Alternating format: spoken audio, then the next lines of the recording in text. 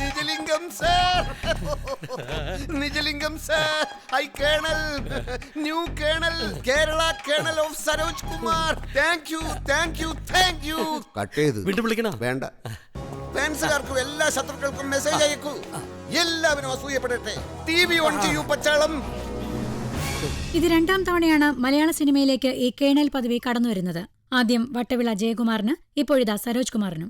ഈ വാർത്തയോടൊപ്പം തന്നെ പൊതുസമൂഹത്തിൽ നിന്നും പല ചോദ്യങ്ങളും ഉയർന്നു വരികയാണ്. ഈ പദവി ഒരു ബഹുമാന ചിഹ്നം മാത്രമാണെങ്കിൽ കൂടിയും എന്ത് മാനദണ്ഡത്തിന്റെ അടിസ്ഥാനത്തിലാണ് ഇത്തരം തീരുമാനങ്ങൾ ഉണ്ടാവുന്നത് എന്നാണ് പലരുടെയും സംശയം. ചില പ്രതികരണങ്ങളിലേക്ക്. മിലിറ്ററിയിലേക്ക് ചെറുപ്പക്കാരെ ആകർഷിക്കാൻ വേണ്ടിയാണ് സരോജ് കുമാറിന് കേണൽ പദവി നൽകുന്നതെന്നാണ് പറയുന്നത്. ഈ കിഴവനെ പിടിച്ച് കേണലാക്കിയ ഏത് ചെറുപ്പക്കാരനെ ആകർഷിക്കാൻ പോകുന്നത്? ഇയാള് 2-3 പടത്തിൽ പട്ടാളക്കാരനായി അഭിനയിച്ചതുകൊണ്ടാണത്രേ ഈ പദവി കൊടുക്കുന്നത്. അങ്ങനെയാണെങ്കിൽ എത്രയോ സിനിമകളിൽ ബലാത്സംഗം ചെയ്ത നടന്മാർക്ക് നാട്ടിൽ ആരെയും കയറി ബലാത്സംഗം ചെയ്യാനുള്ള പെർമിഷൻ കൊടുക്കാമല്ലോ.